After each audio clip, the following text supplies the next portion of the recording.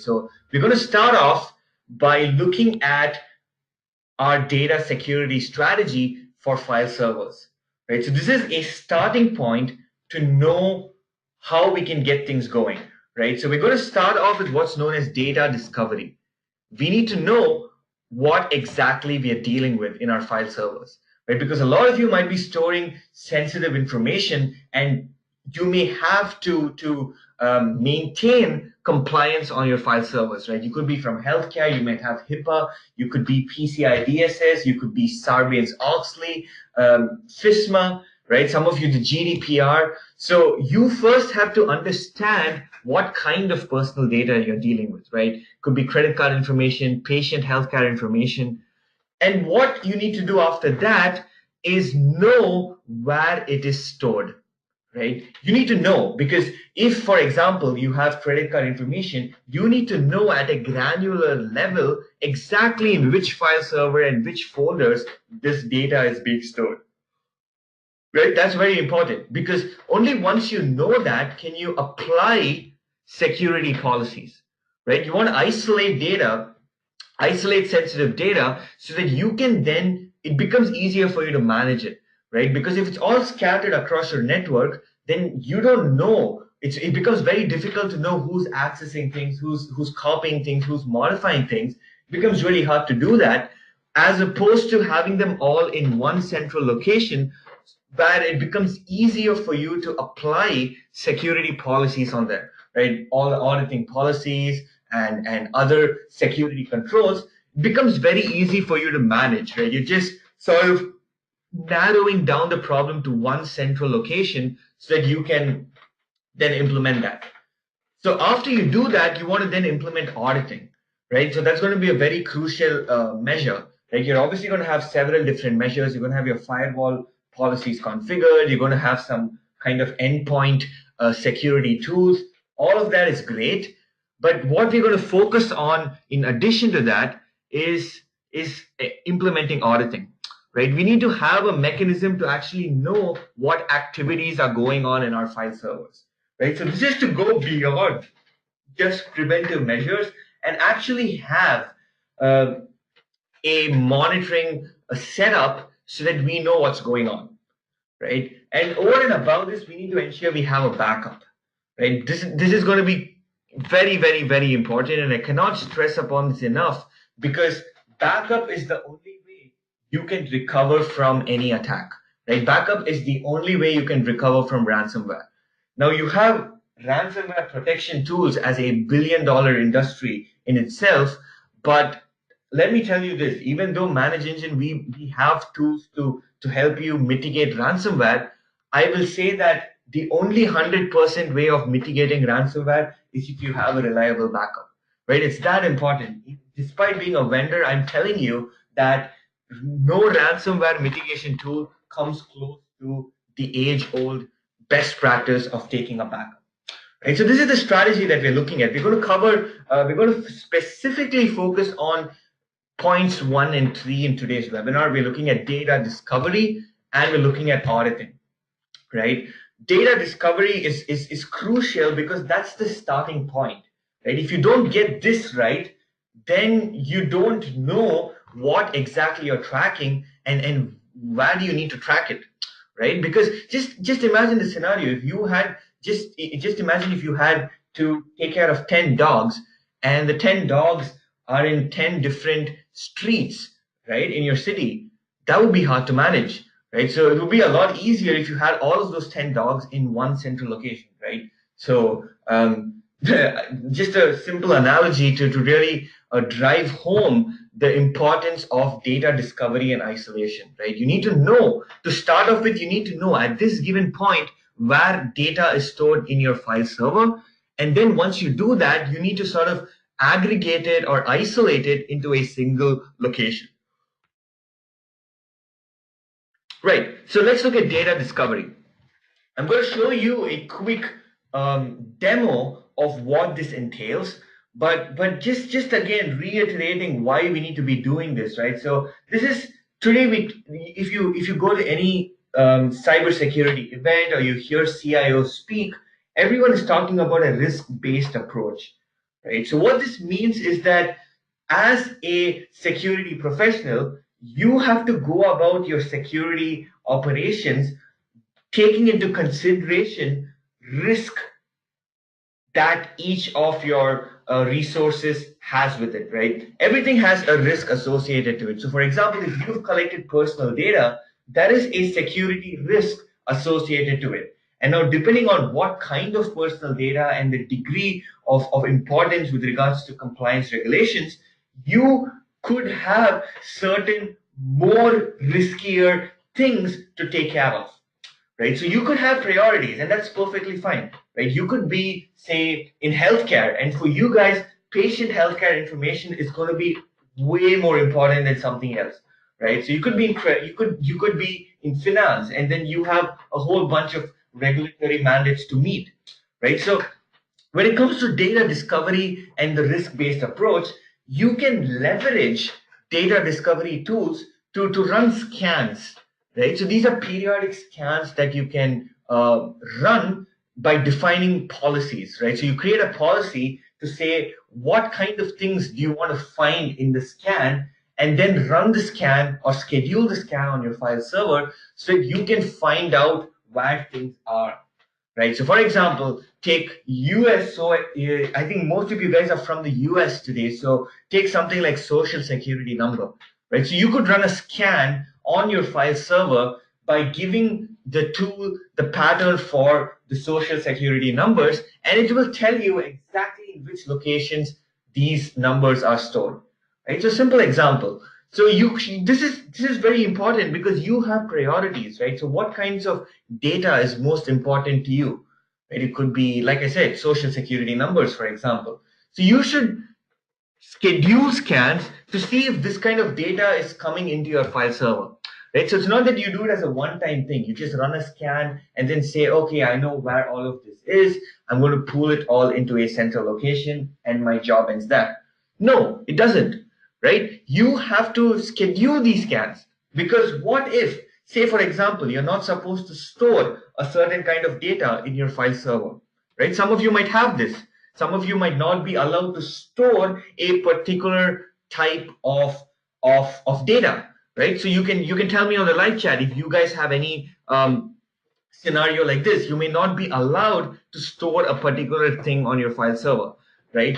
And in case data is stored or gets generated on your file server, you could be risking non-compliance, right? So in that case, you have to, that's why the periodic scans are important, right? You need to know on a regular basis exactly what data is there on your file server, right? So it could be something as simple as, say, new patient healthcare information is added to your file server, right? So only if you've scheduled the scan will you know that, okay, this is also now there and you need to monitor it, right? So I'm not going to jump right away into the monitoring aspect, but I think you all know that we are looking to achieve that, right? We want to ensure that we are able to monitor things like accesses and modifications, right? That is the end goal.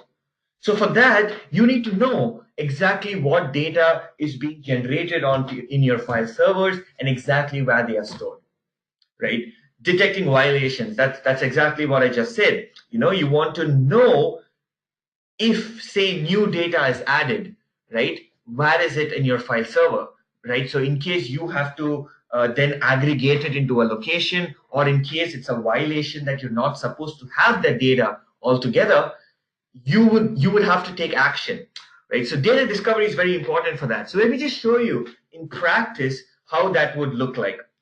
Just going to jump into Manage Engine Data Security Plus, and I encourage all of you today on the attending our webinar. You guys can actually access Data Security Plus by using the URL that you see on the screen, demo.datasecurityplus.com. Right. So in case you would like to just sort of do a walkthrough with me, you can very well do that. In case you've downloaded the product, that would be the best. If you ask me, you can actually get that from manageengine.com/data-security, right? So you can see a download button that will download the product for you in a few minutes, and you get a 30-day free trial, right, to really explore the tool. So in case you've not downloaded it yet, do download it. And in the meanwhile, you can just use the demo.datasecurityplus.com site, which it's a semi-functional demo. It doesn't really allow you to actually add your file servers, obviously, but you can sort of get a look and feel of how the product looks, right? So what I want you to do is go to risk assessment, and here you will see something called the dashboard, reports, and configuration, right? So dashboard essentially is going to give you the details of all the things that you want to be scanning for in your file server, right? So you can see it says common file types, so you can get an idea of that. So you can run scans to find these things out. Most violated policies, right? So if you have, so for example, the GDPR, and you're looking at tracking policy violations, because that's going to be crucial, right? When it comes to your audits and compliance, you need to know if there are any violations so that you can fix the problem as soon as possible, right? So you can also check different kinds of rules, right? We just have done a lot of pre-built reporting capabilities for different regions, right? So you can see things for Portugal, Belgium, things like that. So the dashboard is basically gives you a neat view of your data on your file servers, right? But coming to the actual part of configuring, so if you go to configuration, what you can do is you can schedule these scans, right? So this is what I was talking about, that you want to have periodic scans scheduled so that you can search for the data that is of importance to you, right? So you can add schedules, right? You can choose a policy. What that means is that you create several different rules, which you can see on the left pane right here. So you can actually create rules for specific kinds of data. You can see we've got Aadhaar number, which is something from India. We've got a whole bunch of pre-built things. You've got credit card, the Amex card, Discover card, different kinds of things, right? So you may be dealing with a lot of these things because we have identified several different types of data that are most commonly that our administrators are most commonly concerned about, right? So we've added a whole bunch of these things: email address, driver's license, UK, Italy. And if you're wondering why are we doing different regions, it's because different regions would obviously have different regular expressions, right? So we've pre-built a lot of things, and you can add your own new rule, right? So it's not that it's only what we give, but you can create your own new rule. So if you are looking at a specific kind of data and you're concerned about that, you can very well go ahead and create your rules.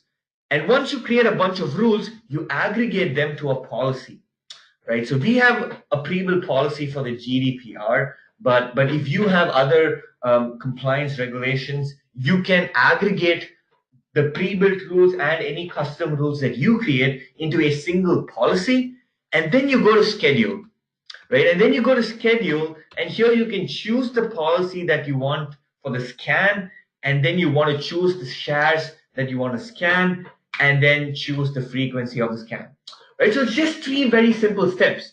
So what are they? First, define the rules, right? Choose what kind of data you're looking to scan. For this, you can use the pre-built rules that we provide, or any other. If you're using another vendor, hopefully they are providing some basic rules as well.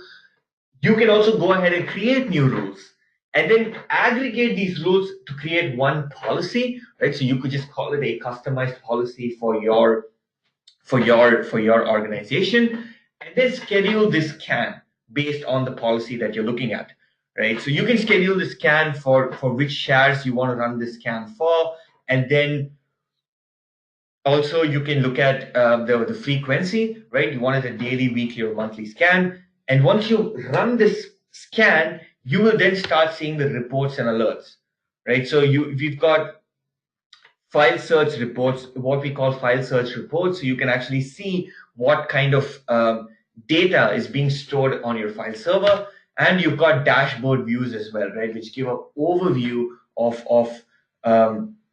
the discovered data in your file server. Right? So this is very important, this risk assessment. And in fact, it's an area that we brought into more recently, right? About a year ago. If I'm not mistaken, it was about a year and a half ago, I think. Right. So the reason we brought this component to the tool was because this has become a fundamental starting point when you're looking at data security and file server security. Right? In fact, the tool was actually called File Audit Plus last year. And if some of you have been using our tools for a while, you may well be using File Audit Plus, and you'll have noticed that we changed the name of the tool to Data Security Plus to really reflect that the tool is now offering a holistic uh, data security for your file servers. Right? It's not just about auditing, but it's going end to end, right from starting with data discovery all the way to monitoring, auditing, and alerting. Right? So just an important thing to keep in mind, even if you're not using Data Security Plus, with whatever tool you're using, try to run these scans, right? Because this is the starting point. Right. Just jumping back to the presentation, once you've done this, right, once you've scanned your file servers, once you've discovered data, once you have isolated the data, then comes the challenging part of implementing auditing, right? So at this point, you have discovered data, you've got your scans for data discovery scheduled, you've aggregated or isolated the data into a single location, you have implemented basic security policies on them, which is great. You've sort of checked the file permissions, you've checked the access controls, you've checked all of that, and you think you've made sure and 100% you know that permissions have been assigned correctly, and you think that it's all good, but you need to track changes, right? Changes is everything when it comes to file servers, right? Because think about this very, very simple example. Right now, you have assigned a bunch of file permissions on your server, right? All of us have done that. We have assigned NTFS permissions on our Windows file servers. We have ensured that only the right people have access, and any unauthorized personnel doesn't have even read access for that file. Now, you've run that basic report, right? You've pulled out the data, and you have a report that says these are the permissions currently. These people have access to these files, or you go at a file level and you say that this file can be accessed by these people. Great. Now, you do the same thing, say 6 months down the line for your compliance audit, and you find that nothing has changed, right? You find that the same people have access, same levels of permission, and you think, okay, everything is good. Now, what if I told you that in those 6 months, some file permission got changed to allow an unauthorized person to access and copy data from a file, and then the permissions were changed back to not give him access, right? What happens then? We have a situation there, right? 6 months, we ran a report on day one and then on day 180, and then we found that the permissions were the same on day one and day 180, and we assume that everything is good, right? We think that, oh, okay, we are set. I ran the report, the data is matched, and I know exactly who has access. It's all good. But I'm saying in those 179 days, someone has changed the file permissions, given access to an unauthorized person who has then gone on to copy data and then changed permissions back, and it's as if nothing happened, right? This is because we are looking, the problem arises because we were looking at it on a static basis, right? We saw on day one, we saw on day 180, and we thought it's good. We need continuous auditing, right? We need to track changes. at a given point, if something is changed, we need to have that audit trail, right? All the accesses, all the modifications, granular things, your actual reads, writes, permission changes, copies, moves, renames, all of these things, we need to be tracking it because that is a mechanism to do it. So we just have to implement it, right? This is the only way you can actually ensure integrity of data, right? Because if we were just running those static reports, we think that we have ensured integrity of data, but we haven't, right? Now, the other thing that real-time file server auditing can do for you is you can actually stop data breaches, right? Even the simple example that I gave you of a permission being changed, or even more complicated things such as ransomware. If you're doing a continuous monitoring, you can detect these things, right? And then look at worst case scenario. Worst case, something goes wrong, and then you find out, even in the case that I said, that someone changed permissions and then data was copied. If something like that happened, worst case scenario, you missed it, and then you need to investigate. Only if you had the audit trail of the file server activities can you know what has happened,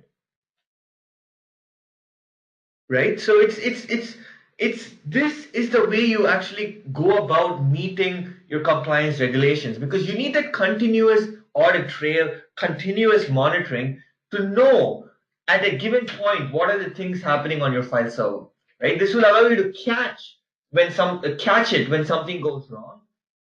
And also, in case you have to do a forensic investigation, you have all the data that you need. You have all the timeline of events that you can refer to actually investigate the incident, right?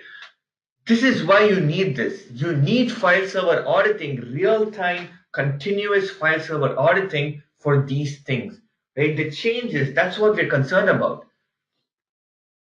right? Now, how do we go about doing it?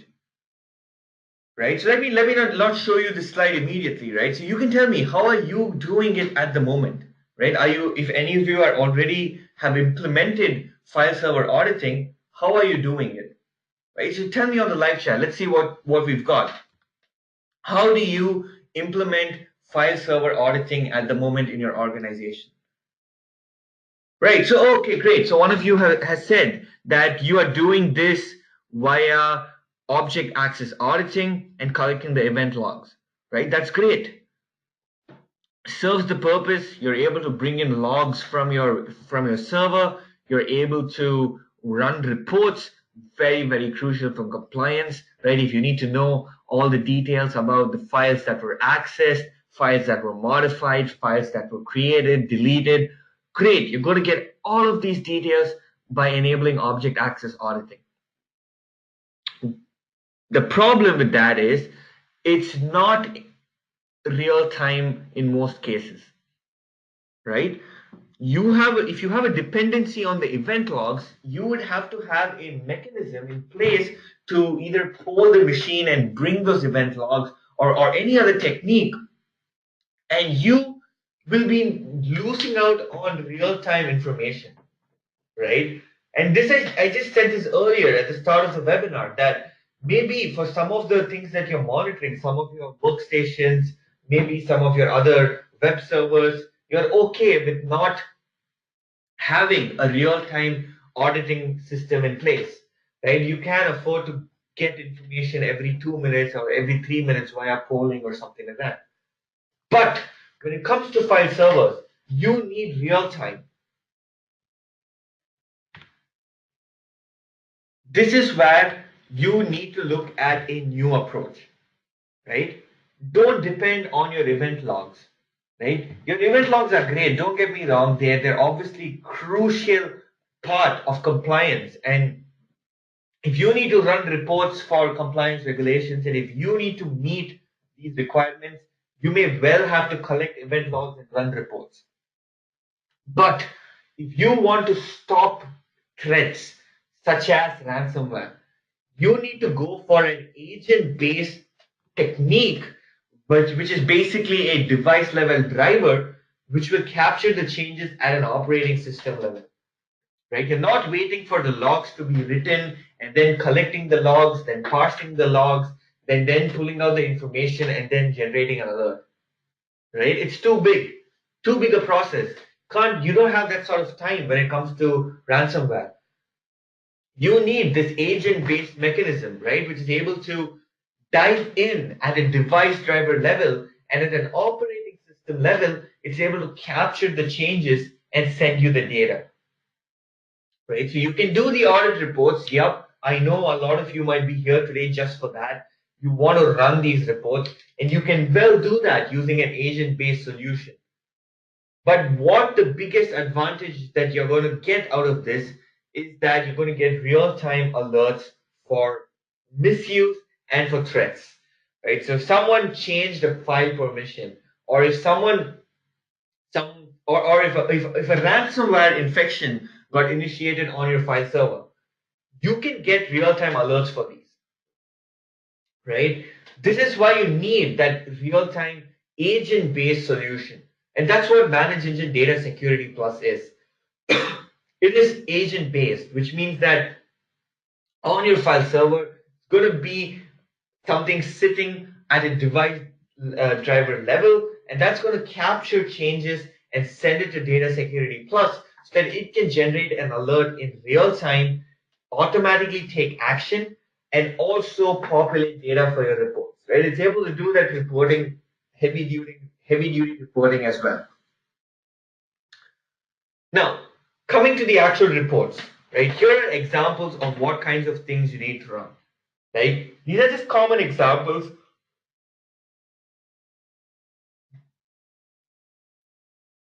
Sorry about that. Just think we lost audio for a moment. So these are the common examples of the reports that you need to run. Right? So there's no hard and fast rule to say that you need only these reports or these are the 7 or 8 most popular ones, but rather these are the common ones that we have seen a lot of our customers run, right? And some of you, depending on compliance regulations, you may be very well familiar with these kinds of reports because this is what auditors want, right? You need to know the 4 vital W's, the who, the which, the when, and the what, right? So who accessed a particular object, which was the object accessed, when was the access or change made, and in case if it was a change, what the new value is versus the old value, right? So this is very crucial. These are basic reports that you should be looking at running, and a tool like Data Security Plus can give all of these details to you out of the box, which means that as soon as you add your file server for monitoring, since it's real time, you're going to see all of these reports getting generated immediately. Right. So in fact, if some of you have already downloaded the product, you can try configuring your file server with the tool, and you will see that as soon as it's been successfully configured, the reports will start getting automatically generated. Right. Now coming to the final bit of the webinar, and we're going to touch upon ransomware, right? Because this is obviously a huge area of concern, and you can see some stats pertaining to ransomware. Right, starting with a business is hit with ransomware every 40 seconds, right? This was from a Kaspersky report last year. Every 40 seconds. How crazy is that? We're doing a webinar today for about 45 minutes. Not very good at math, but if you think about how many machines, how many businesses are going to be hit with ransomware just over the course of today's webinar, that itself is a horrifying number, right? And the average ransom demand is increased to $1,077, right? It's about buying a MacBook Pro, right? That's what these hackers are looking at. 1 in 5 businesses never got their files back, right? This means that even if you pay the ransom, there is no guarantee, right? You're going to be paying in Bitcoin, which is anonymous. So what is the guarantee that the hacker is going to unfreeze your data, right? Or decrypt your data? 72% of victims lost access for 2 days or more, right? Imagine if that happened to your business. Imagine if for the next 2-3 days your file server was down. What would be the business impact? what will be the business continuity impact, right? Ransomware has become such a big problem today because attackers have found it very easy to target more users because we're all connected via the internet, and also because ransomware attacks themselves have become very powerful and advanced, right? Because if you think about it today, you've got things like ransomware as a service, right? Just like software as a service. For the criminals out there, they have something called ransomware as a service, where anyone can go and purchase ransomware starter kits and launch large-scale cyber attacks. Right? It's become very easy for cyber attackers to carry out large-scale attacks, also target more machines because they're connected via the internet, and they're also able to employ techniques such as phishing to get into your network, right? All it takes is that one employee in your network who falls prey to a phishing attack, and then potentially ransomware can spread and affect other machines in your network as well. It's all of these factors have made ransomware such a menace, so much so that different security vendors have been coming up with dedicated ransomware detection tools, right? So let me show you an example of how DataSecurity Plus can actually help you with this, right? It's as simple as setting up alerts. You want to set up alerts to detect ransomware activity, right? Alerts for two types of alerts. One for known types, and two for generic suspicious activity. Right? So if you take known types, what this means is that you know that there are a whole bunch of ransomware encryption formats out there, right? Like Locky, Zepto, WannaCry, some of these big famous names. So if you know all of that, why not make use of that, right? Set up alerts. You want to detect ransomware, set up alerts for the known ransomware encryption formats. So you're tracking your file servers, right? You're doing the real-time auditing. So if any ransomware encrypted file format gets created on your file server, why not raise an alert for that? Right? That's a sure shot way of knowing ransomware. The next alert that I want you to set up is the more generic ransomware alert, which we set up for detecting general suspicious file server activity. Right? What if 100 accesses were made within a minute? Right? Or what if 20 modifications were made within a minute? Right? That could signify ransomware activity, because if any of you have been hit with ransomware, you know how fast it is, right? It's going to do several accesses and modifications and encryptions, basically mass access and modification events within a short period of time, right? Less than a minute. So these are the two alerts that I want you to set up. I'm going to show you how you can do that with DataSecurity Plus, but let me also just touch upon what would happen after. Right? So once you've set up the alert, because of the real-time auditing, you're going to be able to raise an alert to detect ransomware in real time. And then what a tool like DataSecurity Plus can do is automate the response by shutting down the machine. Right? So if you're hit by ransomware, your first thing you want to ensure is that you're able to take the machine off the network, right? So that it doesn't go on to infect other machines. Right? That would be the first thing, right? Whenever I ask this, what would be the first thing you do if you got hit by ransomware? People say take the machine off the network, right? Pull out the cables. Same thing. If your solution is detecting misuse that could be ransomware, it can take the first action by shutting down the machine, right? And sending you an alert. It's two-way. You get an alert and action is taken. So you can then go investigate. And then if you find out that it's actually ransomware, you can then do the post attack recovery process by quarantining the machine, which has been shut down successfully by DataSecurity Plus. And then you can do recovery, right? This is why you need recovery. No matter what, you need recovery.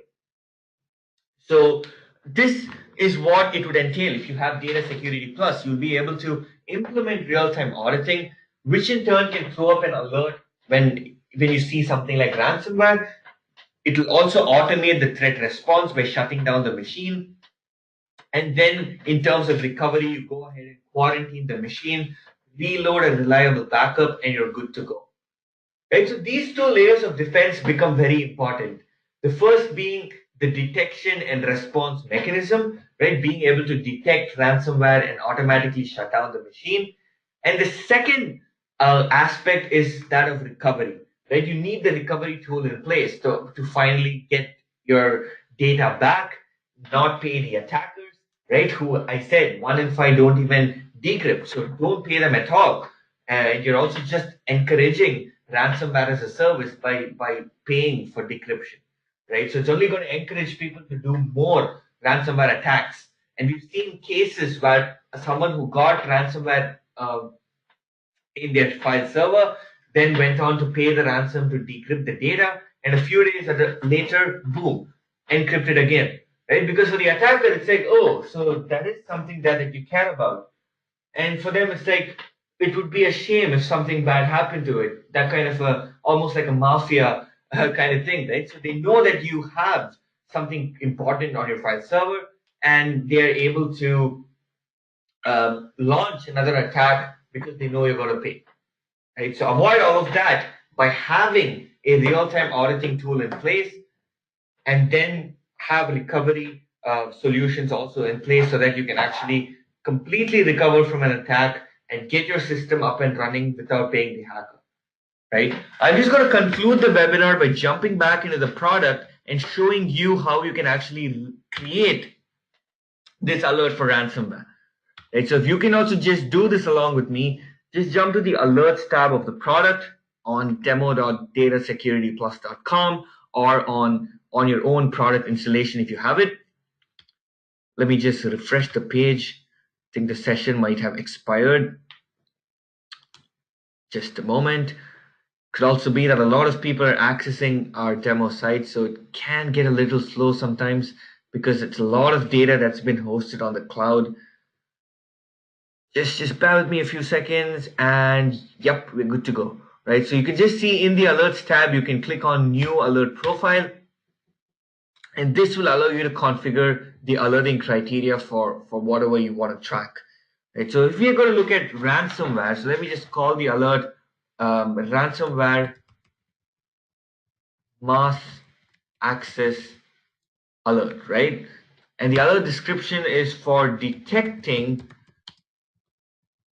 or let's do this the other way, right? Let's do it in the order of what we discussed. We looked at two different alerts, right? We looked at alert number 1 for detecting known ransomware attacks, and alert number 2 for detecting general ransomware attacks, right? So if we look at, say, let me call this known ransomware infection, right? And alert description is detecting a known ransomware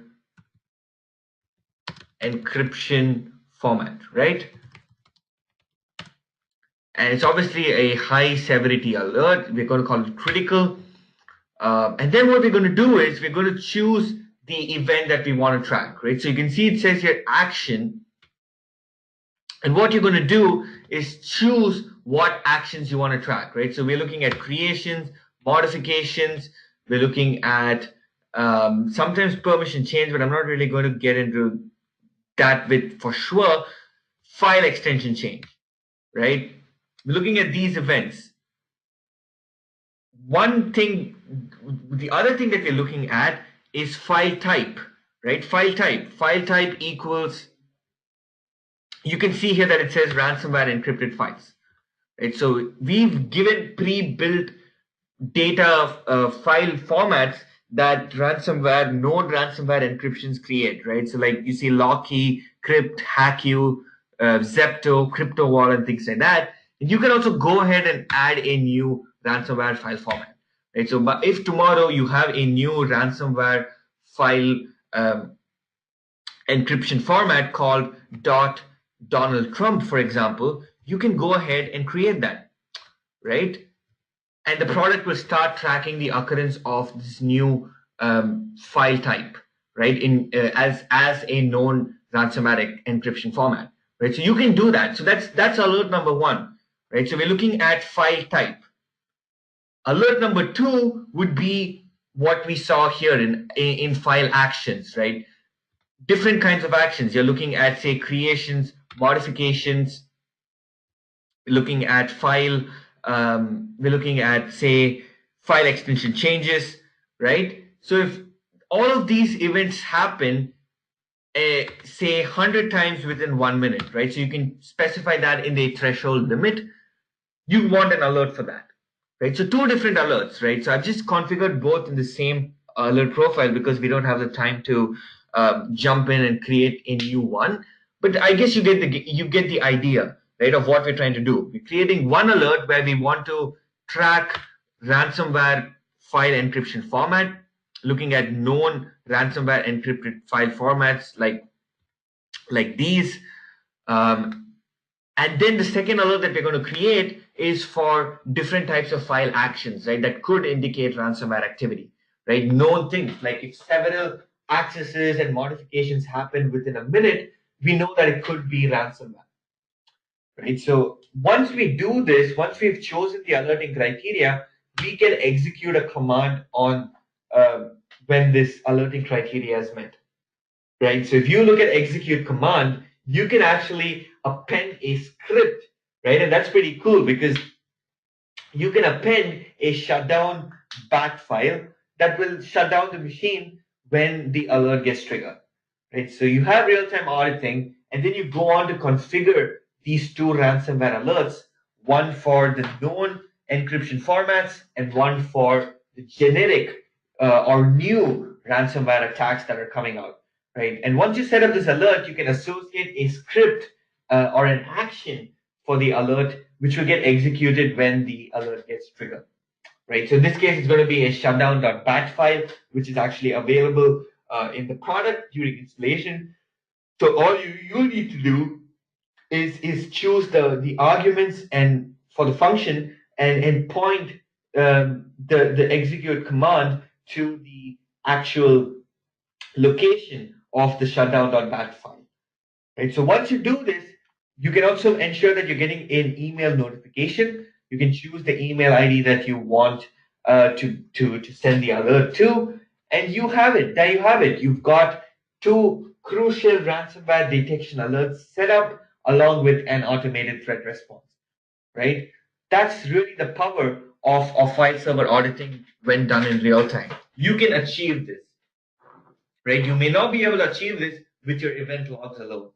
Right? You need this kind of agent-based mechanism to really be able to capture changes in real time and detect misuse and attacks such as privilege escalations or even ransomware.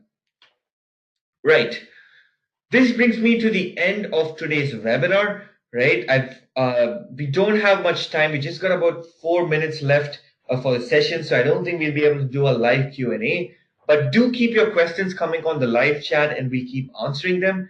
I just want to let you know that we have an interesting thing coming up in a couple of weeks. We've got this virtual seminar, right? A 4-part virtual seminar that we're doing in a week, right? We're doing it on the 5th, 6th, 11th, and 12th. If any of you have attended our seminars in the past, our actual live events, we are just sort of doing the same thing online, right? Instead of doing this at a hotel and coming all the way to the US or anywhere else, as we have over the course of this year, we thought we'd do a special year-end virtual seminar. You can register for free. And in fact, I'm just going to send this out on the live chat in a moment.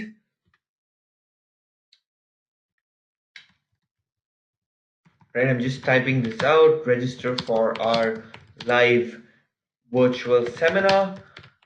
Just going to send you the link. So if any of you are interested, you can register, right? So you should have got this on your live chat. So you can just register for this virtual seminar, right? You've got some amazing content from our presenters. We're going to be talking about Active Directory management, auditing, and then look at log management and SIM, IT security compliance. So it's really going to be perfect if you're involved with Active Directory and or IT security, right? So make sure you register. You can just choose the parts the days that you want to come, you can just have a look at the agenda on what we have, right? And just make it, just try to make it so that you get more insights into the technologies that are out there and also how Manage Engine solutions can help. Right? These seminars are going to be product intensive, so we're going to be talking a lot about Manage Engine's products and how they can help solve a particular problem. Right? So take a moment to check this page out that I've sent on the chat. Just take a moment and register for the seminar. And I hope I'm also going to be presenting one session, so I hope to see some of you there as well. Right. Apart from that, thank you so much for joining us today. Thank you so much for making this webinar a great success. I sincerely hope that the content was relevant and also useful today. I hope each and every one of you had something to take away from today's webinar. In case you have any questions about DataSecurity Plus, do keep them coming on the live chat and we'll answer them immediately. Apart from that, do take a moment at the end of the webinar to fill up the feedback form to let us know what you liked or didn't like about today's session. And also if you have any suggestions for future webinar topics. Right. Once again, thank you so much for joining us and have a great day ahead.